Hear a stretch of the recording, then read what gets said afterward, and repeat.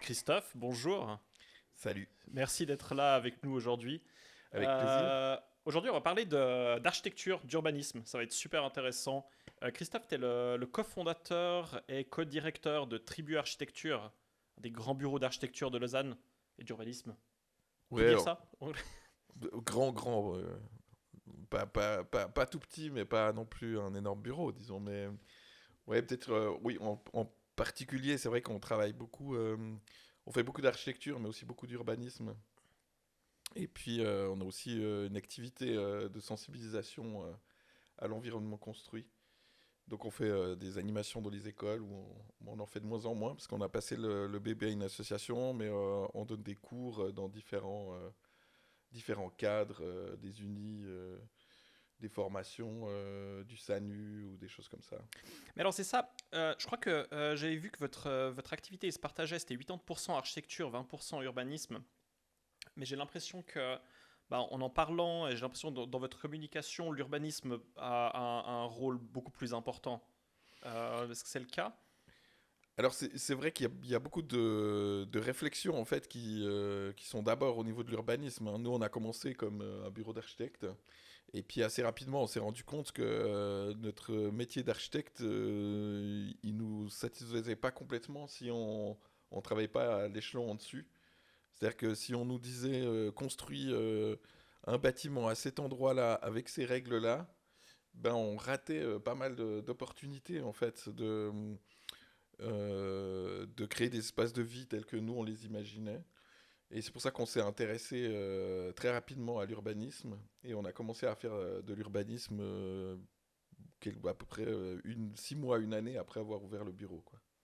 Alors, je pense que tout le monde, tout le monde comprend intuitivement le travail d'architecte, dessiner, construire des maisons.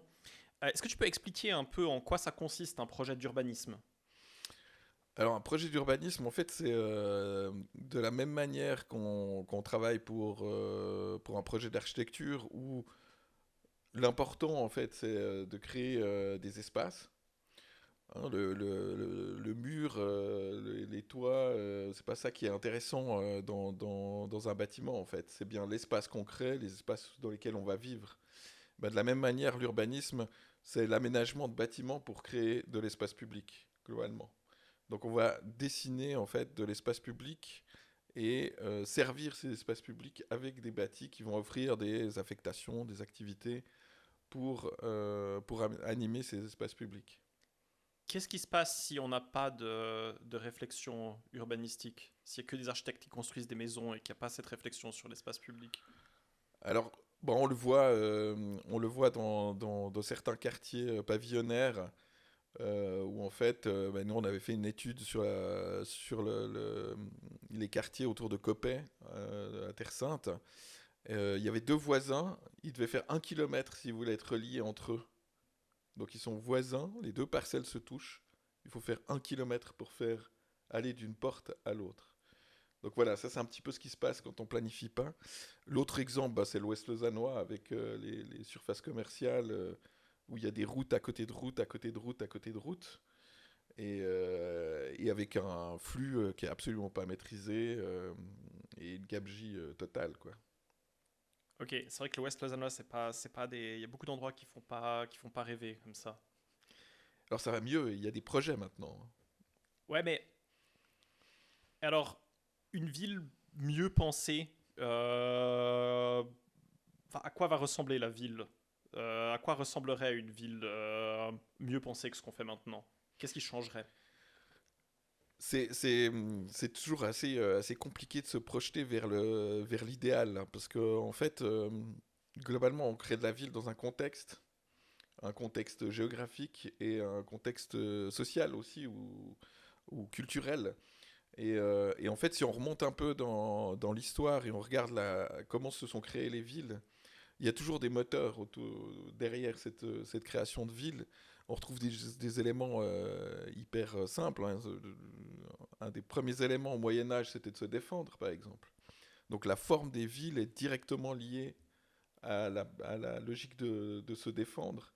on va s'installer sur une colline, dans un bras de rivière ou des choses comme ça. Et ensuite, la forme même de la ville dépend souvent de l'enceinte qui va donner cette forme de ville. Après, on a les questions de commerce, se retrouver sur des voies de communication, des voies fluviales, des éléments de ce type-là. On a les éléments religieux, bien sûr, de se regrouper autour d'une église, d'un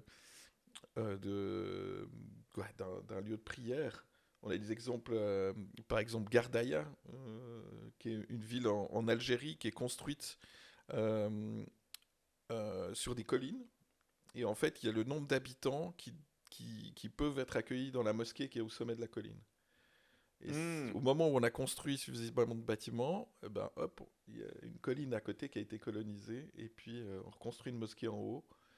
Et c'est vraiment cette logique qui définit en fait la façon de construire les villes. Et c'est un petit peu ce qu'on a perdu, on va dire principalement pendant le XXe siècle, hein, avec l'urbanisme moderniste, où en fait on a embrassé, et de nouveau on peut pas, a posteriori c'est facile de faire des critiques, hein, mais on a embrassé ce nouveau moyen de transport qu'est la voiture individuelle. Et donc on s'est dit, ben voilà, on va relier des espaces où on va vivre, des espaces où on va travailler, des espaces où on va avoir du commerce, par des réseaux. Et en fait, on a perdu l'espace public, complètement. Hmm. Et si tu regardes un plan d'une ville moderniste, en fait, ce qui est dessiné, c'est les bâtiments, c'est le plein, qui a une forme. Et le vide, en fait, c'est le résidu. Et si tu prends une ville classique, on va dire une ville italienne par exemple, ça paraît extrêmement clairement que c'est les rues et les places qui sont dessinées et pas les bâtiments. À part des exceptions, des monuments qui vont se retrouver au milieu d'une place, au bout d'une rue ou des éléments de ce type-là. Mais est-ce que. Je fais peut-être une analogie un peu lointaine, mais est-ce que du coup, Internet représente pas l'aboutissement de la ville moderniste où finalement on est même plus des bâtiments, mais on est des individus n'importe où dans le monde et on est connecté par des câbles Internet et du coup il n'y a absolument plus aucune place publique. On pourrait avoir cette lecture-là. Moi, j'ai plutôt l'impression que on utilise Internet pour tout ce qui est plutôt fonctionnel. Et puis qu'au final, quand on veut voir des gens, on va les rencontrer, quoi. Moi, je connais peu de gens qui font des visios avec leurs amis vendredi soir. Ah tiens, on va se faire une visio, à part si on a un éloignement, quoi. Apéro Zoom, c'est Ouais. quand même un Mais concept qui est apparu ces Alors, 2 dernières années. Mais, on a fait deux trois apéros Zoom hmm. avec des potes pendant le Covid. C'est tellement bizarre. J'ai Ouais, c'est bien absolument. que tu as réussi à en faire deux, trois. Je pense que un, ça suffit en principe. Ouais, ouais. Disons, Pour faire le tour de j'ai aucune l'expérience. envie de répéter l'expérience. Ouais. de nouveau, c'est une expérience et je pense que la première fois, c'est assez rigolo. Ça dépend l'envie qu'on a de se voir. Puis après, ben, le deuxième, voilà, Mm. la nouveauté est plus là et on se rend compte que ça n'a pas beaucoup d'intérêt. Donc, par contre, les séances, je sais pas, moi je continue à faire beaucoup de visio aujourd'hui. Éviter des déplacements à Genève, ça m'arrange bien. Par contre, ben voilà, quand on le ressent, hein, il y a des moments où on a besoin pour certaines séances d'être en face, de pouvoir discuter avec les personnes et en direct, et on a ce besoin-là. Et donc j'ai plutôt l'impression qu'Internet nous pousse à retrouver du contact, du lien. Si on regarde, il me semble, les marchés, ils sont en plein essor aujourd'hui. Les bistrots sont pleins. Donc on a besoin en fait de ce contact, de ces lieux de rassemblement. On a vu de nouveau, alors le Covid a fait aussi exploser le nombre de terrasses, mais aujourd'hui on n'a plus besoin en fait d'être que sur les terrasses et on voit que elles restent, hein. Ouais. Elles sont pleines. Oui, Donc on oui. a ce besoin de se retrouver, de partager, de vivre dans des lieux, quoi. Mhm. Bon, ça, bon, à Lausanne, moi j'avais toujours trouvé choquant le peu de terrasses à Lausanne. Oui. Où, ouais. Il y avait toujours 2-3 endroits où je retournais, mais qui n'étaient pas particulièrement incroyables. Mais c'est parce que c'était les seules terrasses. Mais là, du coup, c'est rafraîchissant. De nouveau, hein, Lausanne, c'est une petite ville, un petit chef-lieu, et puis surtout protestant. Hein, on se cache pour boire. Et Ah! ça a une influence directe. Ah, waouh! Tu penses que... Ok, j'aurais pas fait Et cette... c'est évident. C'est évident. On a des influences en fait culturelles qui sont extrêmement fortes sur la manière de pratiquer l'espace. Et je pense que c'est depuis que Lausanne est devenue beaucoup plus multiculturelle qu'on a cette explosion de terrasses aussi. On vit beaucoup plus dans la rue. Il y a un changement qui s'est fait sociétal qui est extrêmement important. Si on regarde Lausanne des années 80-90 et Lausanne aujourd'hui, c'est plus du tout la même façon de pratiquer la ville, quoi. Mais est-ce qu'il y a d'autres... ça, c'est un point vraiment intéressant qui... J'aurais pas associé l'influence religieuse à la présence ou pas de terrasses en ville. Est-ce qu'il y a d'autres aspects sur lesquels l'influence religieuse se fait sentir, hormis les terrasses où on peut boire des coups?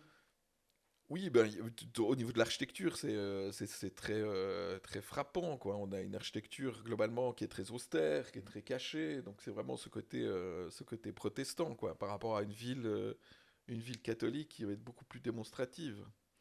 Donc ça, c'est des choses qui se voient ensuite au niveau de l'ornementation, qui sont assez marquées. Alors à Lausanne, bien sûr, il y a la cathédrale, mais la cathédrale à la base, elle est catholique. Hein. Donc oui, elle est très ostentatoire et tout, mais si on regarde les autres bâtiments, on est assez en retrait, quoi. Quand on regarde l'architecture d'aujourd'hui, enfin mon sentiment en tant que enfin, laïc du domaine, est-ce que j'ai l'impression qu'on tend vers un certain minimaliste. On a plutôt d'un côté bloc, anguleux. Euh, qu'est-ce que, est-ce que c'est ça la tendance actuelle ou est-ce que tu parlais d'ornementation il y a quelques instants? Est-ce qu'on peut imaginer le retour d'éléments décoratifs dont c'est la seule vocation? Ils sont juste là pour faire joli et on n'est plus dans une esthétique qui découle de la fonction purement. Alors il y a toujours des évolutions. Hein. Mm. Et on a eu justement, on va dire fin 90, début 2000, la Swiss Box, on appelait ça. Mhm. C'est vraiment ce courant en Suisse, hein, et particulièrement en Suisse, construction extrêmement simple, très épurée, qui Mhm. paraissent simples, hein, qui sont très très compliquées à faire pour arriver à quelque chose de très épuré. Mais aujourd'hui, en fait, on a complètement quitté en fait cette logique-là.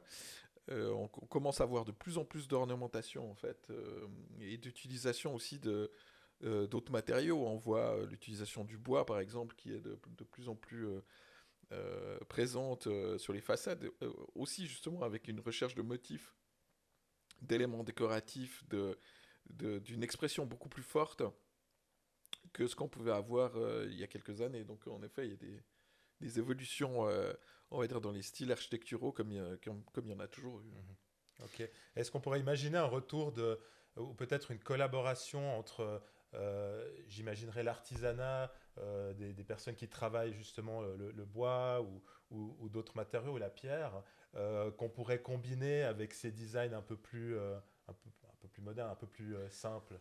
Oui, alors justement, ça se fait. Hein. Ça se D'accord. fait beaucoup, Ok. beaucoup aujourd'hui. Des réinterprétations de pavillons, mais avec une Ok. dimension un peu plus grande, mais D'accord. qui peuvent aussi être travaillées, découpées. Donc ça se fait et ça se refait de plus en plus. Ouais. Et de nouveau, on va rechercher aussi ce travail de l'artisan, en fait. Hein, Mhm.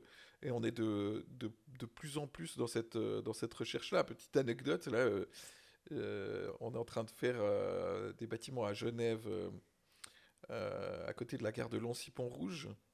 On a fait un premier lot avec à peu près 200 logements, puis un deuxième lot 175 logements. Et pour faire les mains courantes des escaliers à l'intérieur, Mhm. l'entreprise qu'on a mandatée, hein, à qui on a adjugé les travaux, est allée rechercher un ancien employé à la retraite pour faire le cintrage en fait des mains courantes, Hmm. Parce qu'ils se sont rendus compte que lui, en fait, avec sa méthode et son savoir-faire, il arrivait à en faire 18 en une journée, alors que sans lui, ils n'arrivaient pas à en faire un par jour. Ah, waouh. Et donc, en fait, on se retrouve à cette ère, comme tu le disais, hein, cette ère du numérique, cette ère de super technologie. En fait, quand on veut quelque chose, un certain rendu, une certaine qualité, en fait, il faut ce savoir-faire. Et je pense qu'on est à un tournant. Aujourd'hui, on se rend compte clairement de l'importance du savoir-faire. On le voit aujourd'hui, en fait, avec ces nouvelles missions lunaires, on est 50 ans après et c'est quelque chose de très compliqué à faire, à refaire quelque part. Mhm. Mhm. Et donc, il y a des savoir-faire qu'on a perdus et qu'on essaye de retrouver aujourd'hui.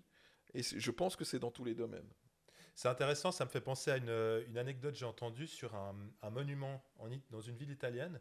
Il s'agissait d'une porte monumentale qui avait été coulée d'un seul tenant, en fait, je crois en bronze, et qu'aujourd'hui on ne saurait pas répliquer cette technique, en fait. Oui, exactement. Il y a plein de techniques comme ça qu'on n'arrive plus à refaire. Et des chercheurs qui ont essayé aussi à refaire des canons en bronze, ils n'y arrivent pas. Ouais. Donc c'est assez fou. Donc c'est une bonne nouvelle pour les personnes un petit peu nostalgiques du bon vieux temps, quelque part, ou d'une certaine esthétique passée qui tombait en désuétude, et pour retrouver Mais justement, pourquoi est-ce Oui, qu'elle devrait être passée? c'est ça. Ça peut être une nouvelle esthétique contemporaine. C'est vrai, c'est un bon point. Mais on a toujours, nous en tout cas, comme urbanistes, on a souvent été traités de passéistes. Comme urbaniste, Ouais. Très pourquoi? souvent, dans les années 2000, quand on prônait justement un retour à l'espace public, en disant que le premier espace public, c'est la rue. Déjà, hein. Aujourd'hui, on commence à le retrouver. Hein, tous ces processus de modération de trafic dans les rues, c'est retrouver ce premier espace public. Quand on sort de chez soi, on arrive en général sur une rue. Ensuite, les places, bon, voilà, c'est quelque chose de plus, de plus exceptionnel. C'est pour des événements particuliers, mais on croise ses voisins dans la rue. Et au moment où la rue, c'est qu'un axe de circulation, ben, on croise plus ses voisins globalement.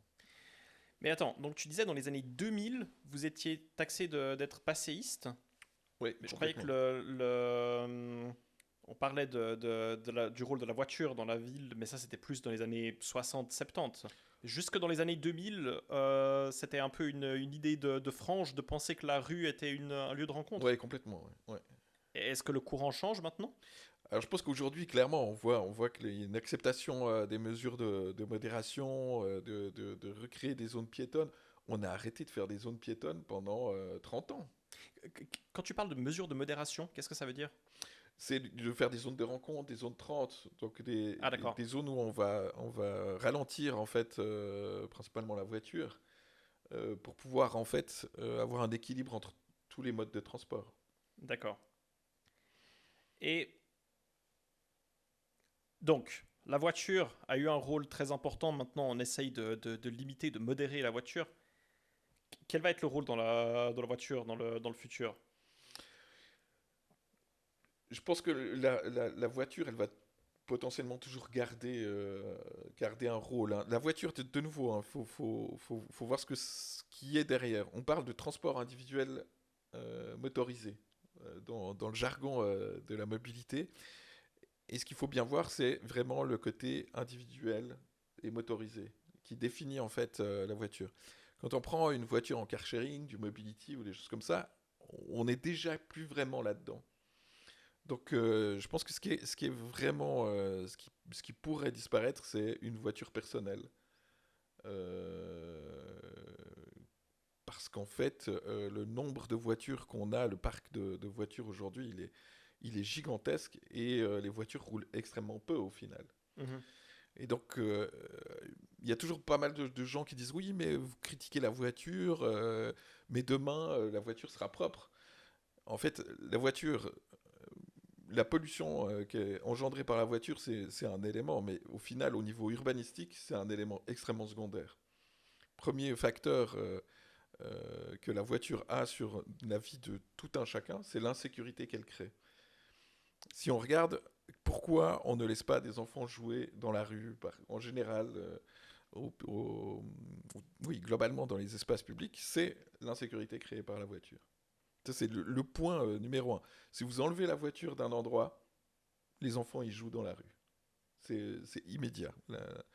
Et puis, deuxième élément, c'est la place que prend la voiture dans la ville. C'est quelque chose de gigantesque. Hein. C'est de l'ordre de 30% de la surface qui est dévolue à la voiture dans une ville. Si on prend le stationnement, de nouveau, hein, une voiture, c'est un stationnement au départ, un stationnement à l'arrivée, plus des kilomètres de route. Et donc, c'est gigantesque, cette emprise-là. Alors, on a vu hein, déjà relativement tôt du travail de reconquête de l'espace public. Si on prend à Lausanne, je ne sais plus si elle a un nom, cette place, quand entre la rue Etra et où il y a les bistrots, l'Étoile Blanche, le Saint-Pierre, etc. C'est un espace qui était avec un trottoir de 1 mètre au bord des façades jusqu'en 2006, si je ne dis pas de bêtises. Aujourd'hui, ça paraît complètement inimaginable. C'est de la même manière que dans les années 60, on roulait autour de l'église Saint-François. Ouais. Et on remontait la rue de Bourg en voiture. Voilà. C'est des choses qui aujourd'hui paraissent complètement impensables. Alors, quand on a le recul par rapport aux années 60, on se dit oui, bien sûr. Mais quand on dit, ok, en 2006, il y avait 1 mètre de trottoir à cet endroit-là, ça nous paraît aujourd'hui complètement impensable. Mais ça, la vision macro, je pense que c'est quelque chose de très intuitif et je pense pas qu'il y a beaucoup de gens qui vont dire non, c'était mieux quand on pouvait rouler autour de l'église Saint-François. Par contre, je pense qu'il y a beaucoup de gens qui disent oui, c'est très bien, mais moi je veux quand même garder ma voiture. J'en ai besoin ou autre. Comment on peut répondre à ces gens-là? En fait, il faut expérimenter autre chose. C'est souvent ça le problème, c'est que tant qu'on n'a pas essayé une autre façon de faire, on est convaincu que la façon dont on fait les choses est la seule, quelque part, ou la meilleure. Et alors, je ne dis pas que dans tous les cas, on peut se passer de voiture, mais globalement, on peut se passer de voiture dans énormément de situations. Mais est-ce qu'on ne pourrait pas imaginer, au fur et à mesure d'une adoption plus généralisée des transports publics pour les déplacements en ville, que la voiture se voit assigner un peu un statut d'objet de loisir au final? On prend la voiture pour aller faire un tour hors de la ville ou se rendre peut-être pour voyager d'une ville à l'autre, ça fait de moins en moins de sens, effectivement, en raison de la disponibilité de transport public, mais pour aller se faire peut-être une petite balade ou dans un endroit qui serait un petit peu moins desservi. Moi, je suis un grand fan de voiture, j'adore conduire. Pour moi, c'est un immense plaisir. Petite décapotable, cheveux au vent, c'est un truc que je fais avec autant de plaisir qu'aller faire une rando ou me balader à vélo. J'imagine que je suis pas seul dans ce cas. Ouais, Il y a des gens qui aiment, je sais pas, peut-être la vitesse. Alors ça, c'est pas quelque chose qu'on veut encourager, mais il y a ce côté plaisir dans la conduite, qu'il s'agisse d'une voiture. Bon, la moto est moins concernée par les problématiques qu'on a abordées durant cette. Il y a la question du bruit, en fait, qui est la très, très grosse nuisance problématique sonore. aujourd'hui. Ouais. Ouais. Alors moi, j'ai habité au chemin de Beaulieu, près de Chaudron. J'habitais au 2e étage. Et là, quand une Harley partait au feu vert, enfin, tu pouvais pas garder la fenêtre ouverte en été, c'était pas possible. Donc effectivement, oui, c'est un point, j'ai un peu négligé là. Mais est-ce qu'on pourrait pas imaginer ça, la voiture qui devient un objet de loisir, de plaisir, et c'est plus pour se balader qu'autre chose, et du coup, ça reste une utilisation occasionnelle et qui est moins impactante justement pour la dynamique des villes au final. Tout à fait, oui. Alors après, bon, il y a l'impact sur les villages qu'on traverse, etc., hein, qui est quand même non négligeable, mais en soi, pourquoi pas? Et je pense que ça peut. C'est pour ça que je disais que la suppression de la voiture, c'est pas forcément une fin en soi. Hein. C'est retrouver un équilibre dans l'utilisation de la voiture. Quand tu parles en fait d'aller faire une balade. Moi, ça fait 23 ans, 24 ans que je suis chez Mobility. Et donc, au début, forcément, je me disais, ah, mais tiens, on va aller faire une balade dans le Jura. Parce que voilà, moi, j'ai l'habitude de le faire avec mes parents à l'époque, etc. De dire, le dimanche, on va se faire une balade. Et quand tu regardes la facture de mobility pour aller faire 1 heure de marche dans le Jura, tu te dis, en fait, je vais peut-être aller me balader un peu plus près. Effectivement. Et tant que tu as ta voiture, en fait, et que tu vois pas le coût qui est réel derrière l'utilisation de ta voiture, en fait, tu n'as pas conscience de ce que ça implique. Ok. Hmm. Il y avait des études qui avaient été faites par euh, Ivan Illich et Jean Robert dans les années 70 sur... Ils ont beaucoup travaillé sur la question de la vitesse. Et il disait que si tu mets tous les paramètres les uns à côté des autres, globalement, tu avances toujours à 6 km/h. Tu avances en fait que tu marches ou que tu prennes une voiture, tu avances à 6 km/h. Pourquoi? Parce que si tu prends en considération le temps qu'il te faut de travail pour acheter ta voiture, pour payer ton essence, le temps que les ouvriers ont passé pour construire ta voiture, etc., etc., etc., si tu cumules les éléments, tu te rends compte que tu avances toujours à la même vitesse. Et qu'en fait, la vitesse n'est qu'un privilège des élites Mhm. par rapport aux autres personnes. Et de la même manière, quand tu construis une autoroute, en fait, tu vas accélérer le flux dans un sens, et puis le flux qui va être perpendiculaire quand tu dois traverser une autoroute.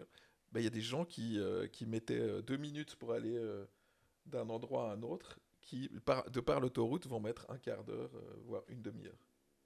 Et donc, c'est tous ces éléments-là qui sont à prendre en considération et avoir un peu de recul et de voir les choses un peu plus globalement. Ce qu'on n'arrive absolument pas à faire personnellement dans l'utilisation Hmm. par exemple, d'une voiture. Parce que ce calcul alors, je trouve que c'est intéressant, ces 6 km/h, parce que c'est C'est une bonne une marche. bonne marche, Ouais. ouais, au final. Ce que voilà, la plupart des gens sont capables de faire, au C'est ça. final, hein, Ouais. physiquement. Euh, ouais. De C'est- nouveau, hein, c'est des calculs qui ont été faits Bien sûr. les années 70. Je ne suis pas sûr qu'ils soient encore Ouais, je pense d'actualité, mais c'est extrapoler le sur l'ensemble principe, de la quoi. Ouais. population, parce que Ouais. je pense que le propriétaire d'une voiture, en principe, il voyage à une vitesse moyenne un peu plus élevée. Du coup, Ouais, mais si tu mets j'imaginerais. temps qu'il faut pour gagner l'argent Ah, pour dans ce utiliser sens-là. ta D'accord. voiture, Ok. tout de suite, tu avances moins vite, hein. Hmm. Hmm. Mais Et, pardon. non, non, je t'en prie. Je t'en prie. Je disais peut-être qu'on peut prendre comme exemple, vous construisez maintenant le quartier des Plaines du Loup. Ah, Euh, on construit un bâtiment dans le quartier. Vous construisez un bâtiment dans le quartier, pardon. Je voulais pas vous attribuer tout le... La ville de Lausanne a été construite par Tribu Mais Architecture. tu lui as donné une chance de se montrer Non, modeste. on a planifié le quartier, par contre. Vous avez planifié le quartier, Ouais. voilà. Est-ce que tu peux expliquer comment le quartier est planifié? Qu'est-ce qui est différent par rapport à Lausanne Ouest ou d'autres endroits moins bien pensés? Comment est-ce que les gens vont vivre dans le quartier des Plaines du Loup? Alors, premier élément, donc c'est un concours d'urbanisme qu'on a gagné en 2010. Euh, il y a toujours un nom qu'on donne aux projets dans les concours pour pouvoir les identifier de manière anonyme. Et donc, en général, on appelle ça une devise. La devise, elle donne une indication sur le concept un peu fondateur d'un projet. Et notre projet, on l'avait appelé Zip. Zip dans la logique de couture, de fermeture éclair, en fait, hein. Et c'est vraiment ce qu'on a cherché à faire dans ce quartier. C'est pas créer un nouveau quartier ex nihilo pour lui-même, mais vraiment de venir tisser des liens avec les quartiers voisins. Et donc vraiment créer cette couture et un des autres éléments fondamental du quartier, c'était le fait de conserver elle s'appelle la route des Plaines du Loup, nous on l'appelle l'avenue des Plaines du Loup, forcément.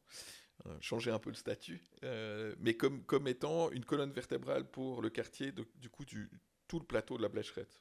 Pas uniquement ce nouveau quartier, ce nouvel écoquartier des Plaines du Loup. Alors que la plupart des concurrents recréent une rue centrale au centre du nouveau quartier, en fait.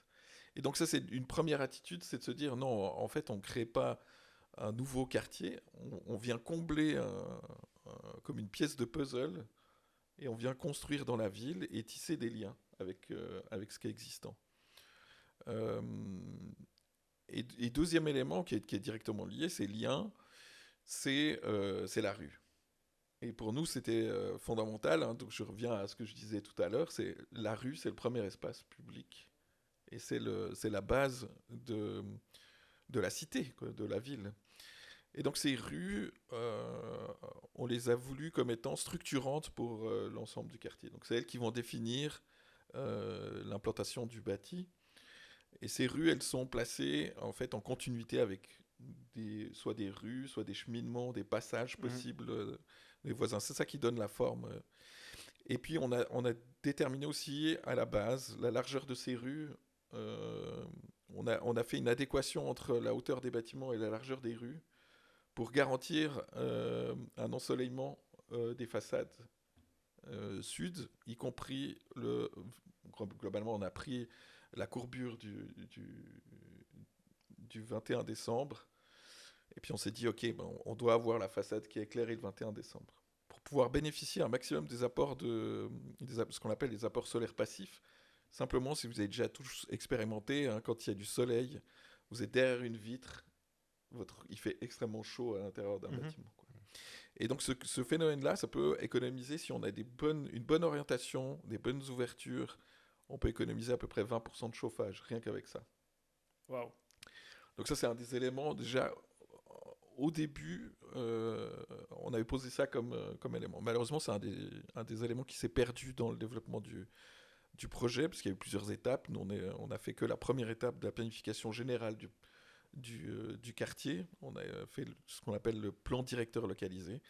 Et derrière, voilà, il y a eu d'autres étapes, les plans d'affectation qui ont perdu cette notion d'éclairement, d'ensoleillement. Donc ça, c'est un autre élément. Puis aussi, ces rues, on les a voulu, donc elles étaient relativement larges. Donc on s'est dit, mais il faut redonner un peu un usage aux rues. Et le développement des bâtiments, on le voyait sous forme plutôt d'îlots, de grands îlots assez ouverts, mais îlots quand même, avec du coup une rue qu'on voulait la plus animée possible, et puis des intérieurs de ces îlots les plus calmes possibles, pour offrir toujours au logement une partie animée, une partie calme. Donc l'idée, c'était de retrouver des jardins potagers, des places de jeu, des zones pour faire des barbecues et des choses comme ça dans les rues. Puisqu'en fait, on a des rues relativement larges et surtout avec extrêmement peu de circulation, puisqu'en fait, il n'y a pas de transit, il n'y a rien, il y a une desserte occasionnelle. En fait, c'est des rues où on ne circule pas.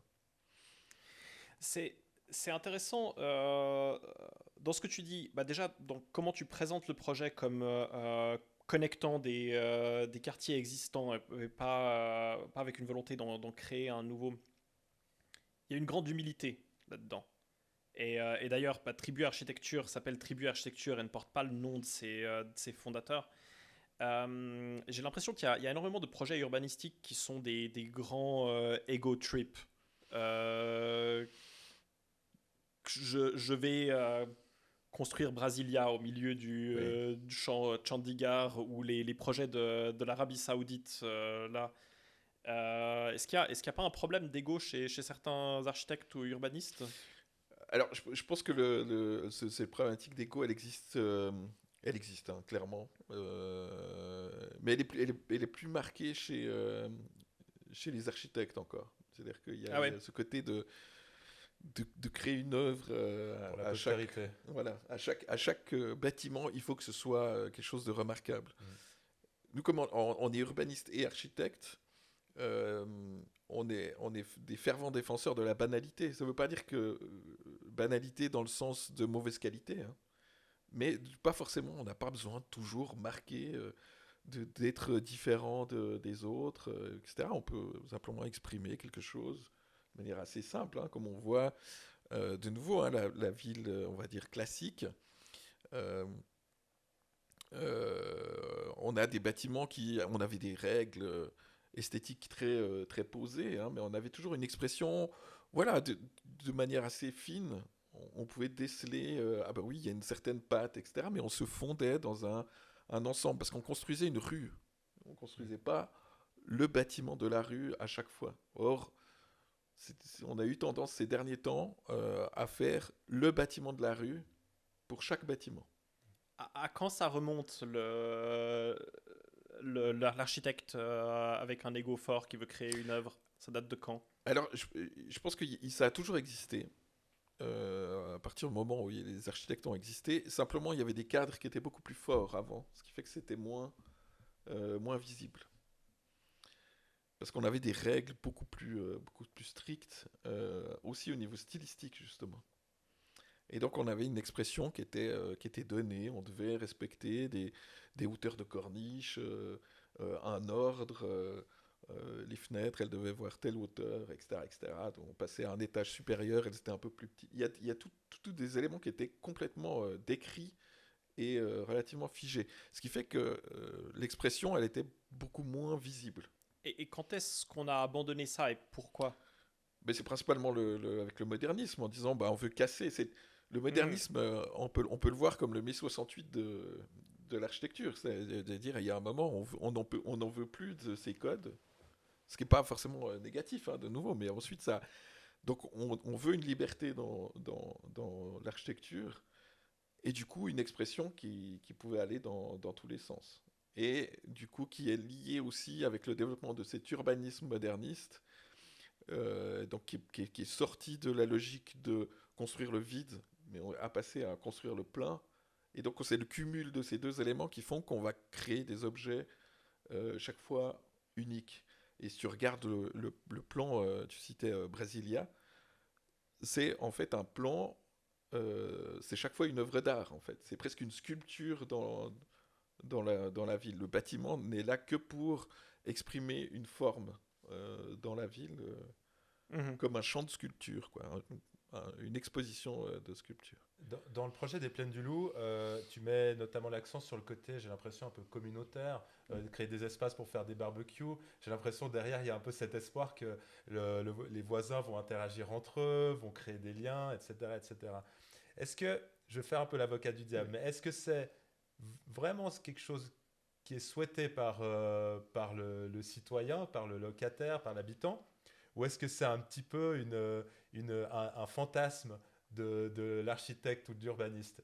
Euh, quand je pense aux cités HLM, par exemple en France, qui ont été un peu conçues, j'ai l'impression initialement comme justement ce projet communautaire hors des villes, on va mélanger un petit peu tout le monde, principalement je pense des personnes issues de classe ouvrière, mais bon, des Français de souche, des gens venus de l'étranger, etc.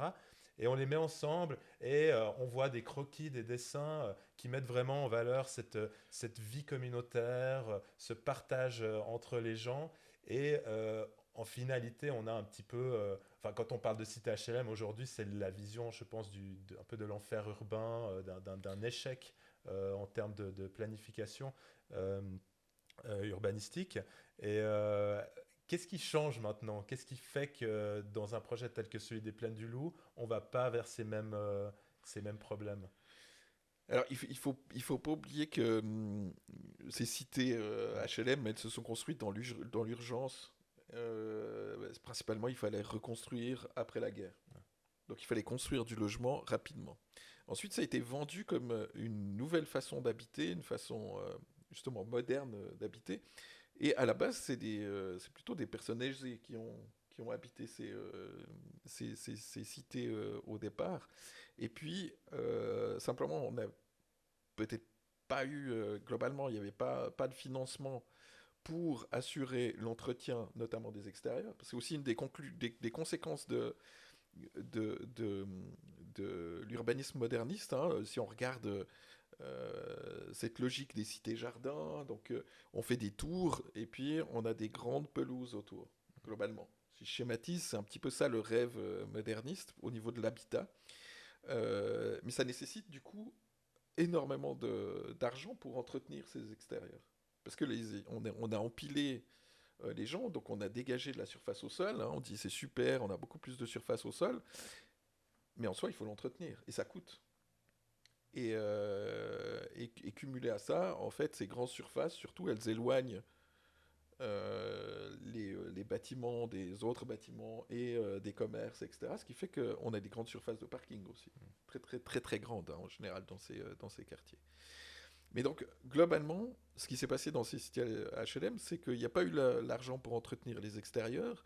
Les gens donc du coup ça faisait plus trop rêver, ils ont commencé à partir, du coup les rendements sont tombés, du coup l'entretien des bâtiments ne pouvait plus se faire, et c'est petit à petit que ça a tourné comme ça vers une situation qui est devenue extrêmement critique. Mais on voit qu'il y a quelques quartiers aujourd'hui en France où il y a des revalorisations, requalifications de grands ensembles qui ont été faites et qui fonctionnent très bien. Et quels sont les principaux éléments qui sont faits?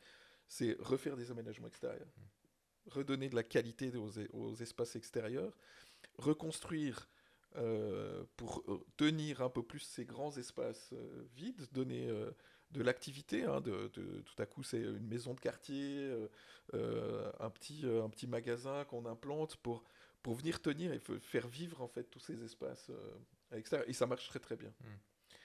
Et quand tu disais, est-ce que c'est un idéal des architectes, ça pourrait être un idéal des architectes, des urbanistes. Maintenant, on sent aujourd'hui clairement qu'il y a une accroche à ça, quoi, que les gens ils cherchent. C'est pas tout le monde, hein, je ne peux pas dire que tout le monde cherche ce côté-là, mais c'est quelque chose qu'on retrouve quand même de plus en plus. Si on voit l'essor de la logique des fêtes des voisins, je sais pas, dans mon quartier.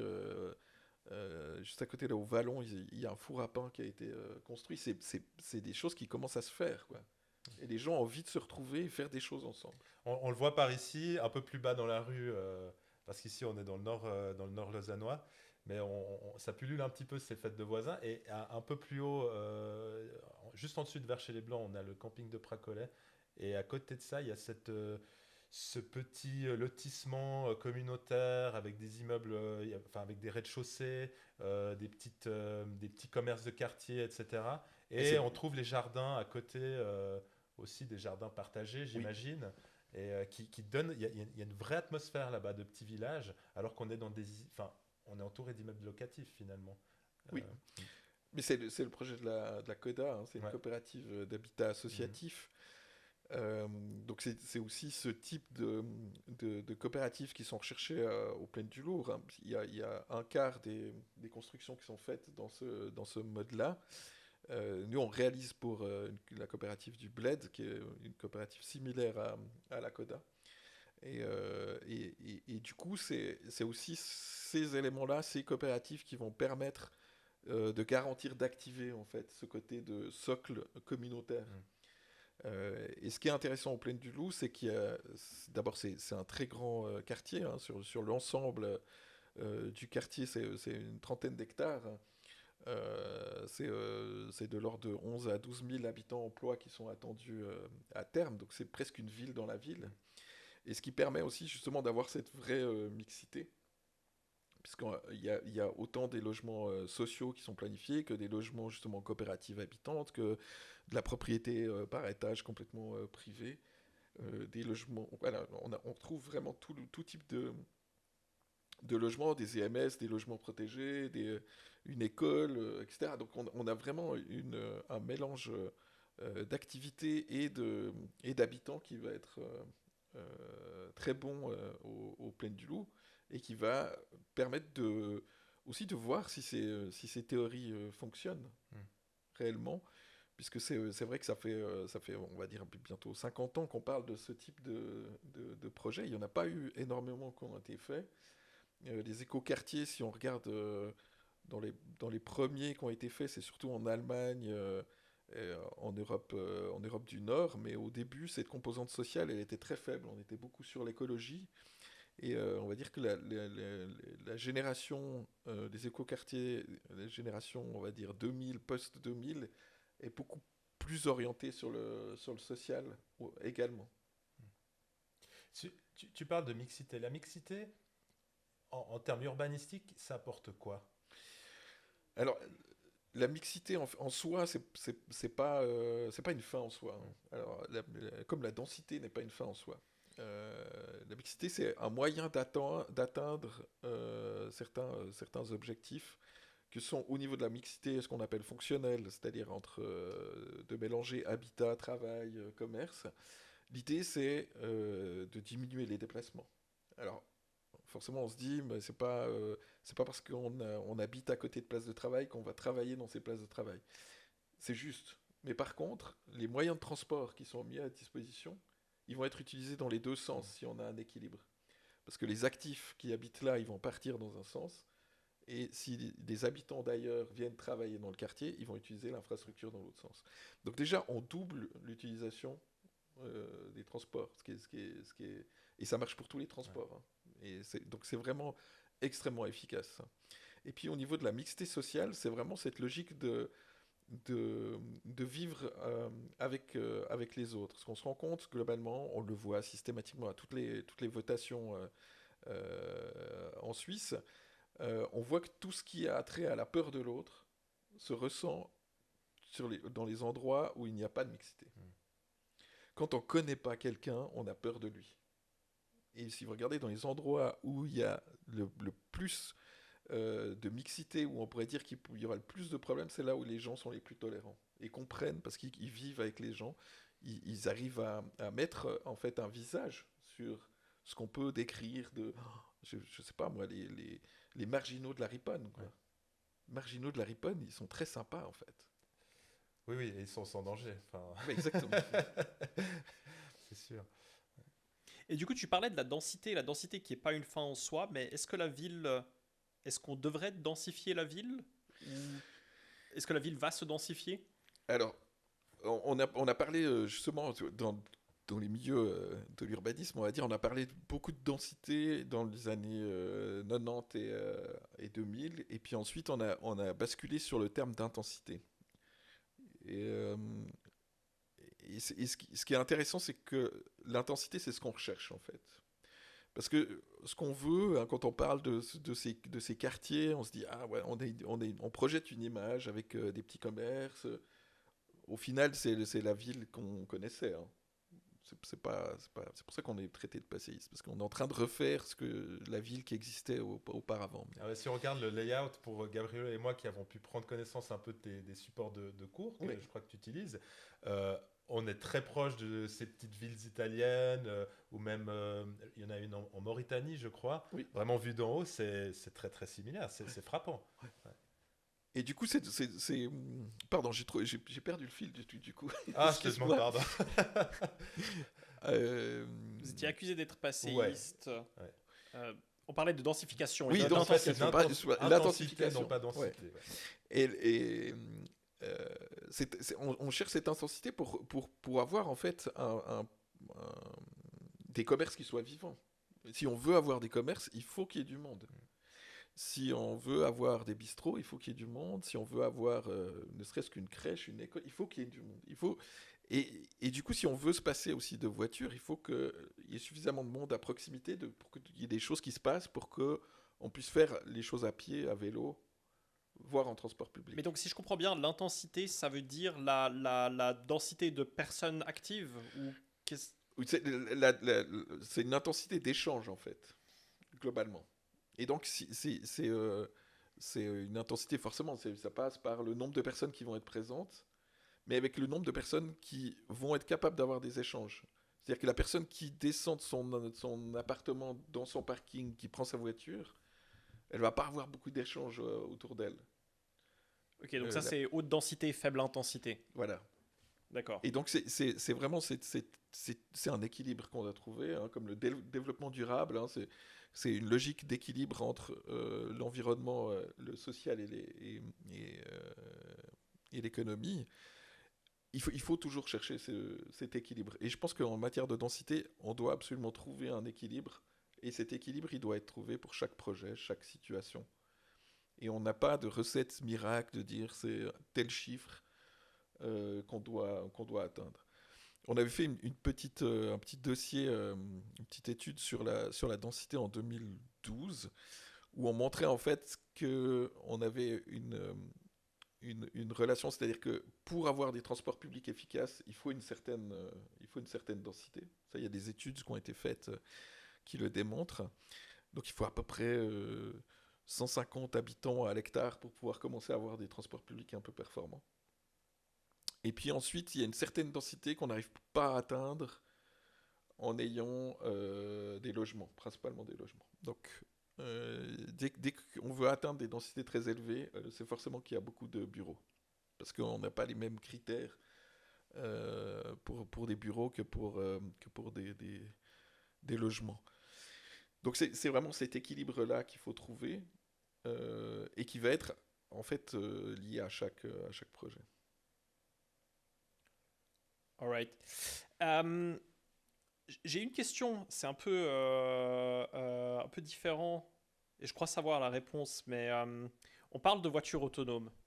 Et on nous annonce, ça fait un moment qu'on nous annonce la voiture autonome. Quel impact va avoir la voiture autonome sur nos villes? Est-ce que c'est bien? Est-ce que c'est pas bien? Je sais pas du tout.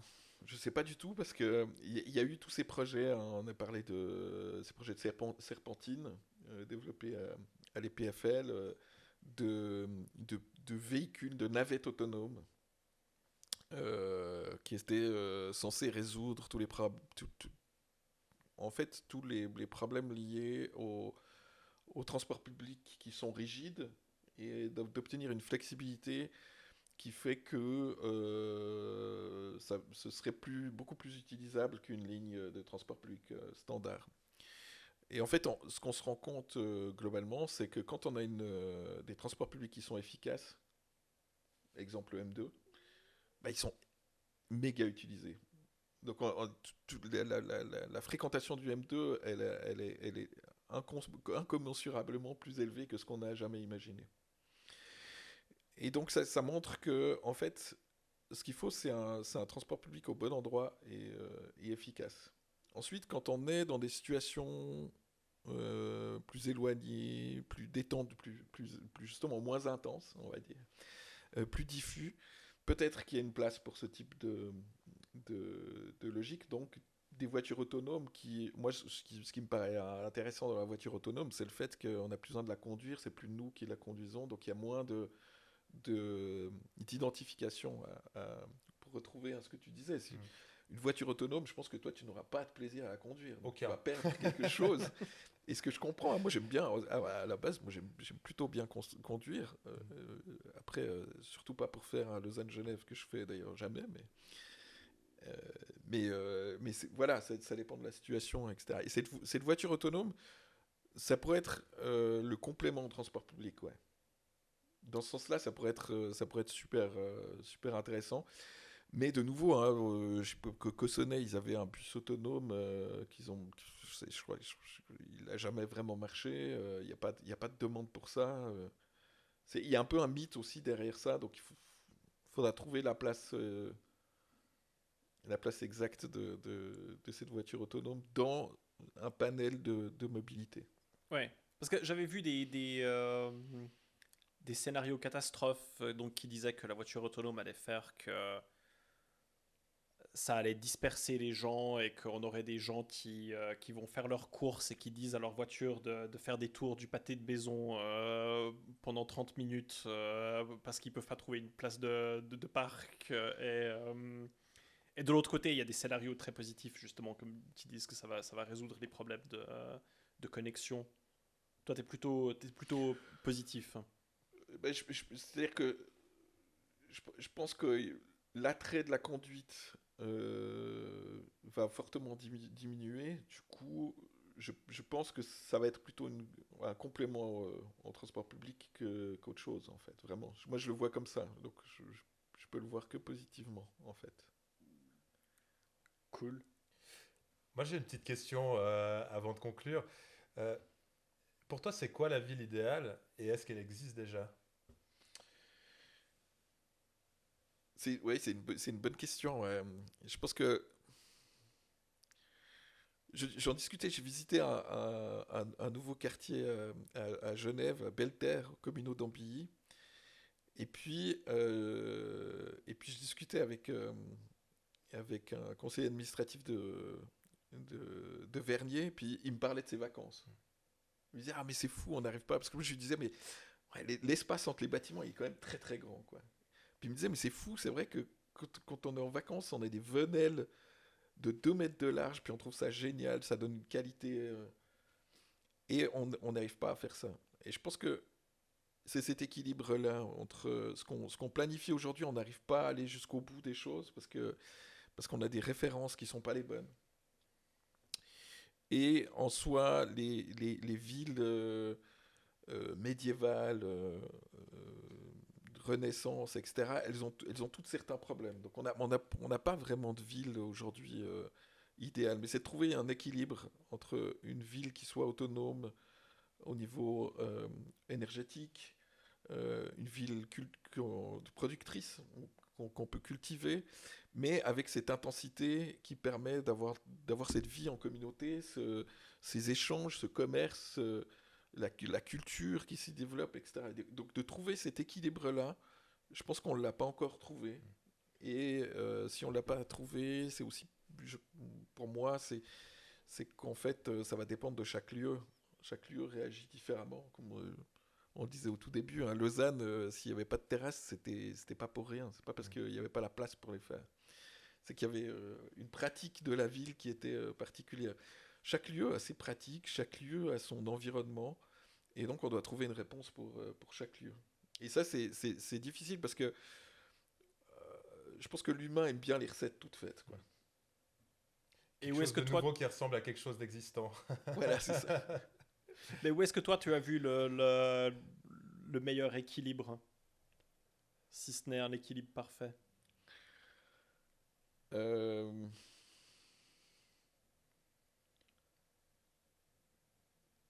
Au plein du je- loup. non, justement, je ne sais pas, parce que c'est pas encore. C'est difficile, hein, les Ouais. plaines du Loup aujourd'hui, c'est encore en chantier, c'est très difficile de se rendre compte de ce que ça va donner. Donc c'est très facile de critiquer en fait à cette phase-là du projet. Il faut vraiment attendre que les espaces soient faits, que ce soit entièrement livré. On a travaillé aussi sur un quartier à Morges, le quartier de l'Églantine, nouveau quartier, hein, vers la patinoire, où on a fait de nouveau le master plan, hein, ce plan d'urbanisme, et on a réalisé 2 bâtiments. Bah, tant que les échafaudages n'étaient pas en bas, moi j'avais des doutes sur les dimensions encore. Tu sais, tu te dis, mais est-ce qu'on n'est pas allé un peu trop serré? Et puis, tu as les aménagements qui sont faits, les échafaudages qui sont plus là et tout. Tu te dis, non, c'est juste ce qu'il fallait, quoi. Ok. Et il faut vraiment attendre le dernier moment. Donc, les plaines du Loup, on verra. Mais autrement, de nouveau, hein, je pense que pour moi j'adore les villes. Je sais pas, New York, c'est génial. Ça manque de verre. Mais il y a toujours ces échappées au bout de chaque rue. T'as ces ouvertures dans les deux sens sur l'Hudson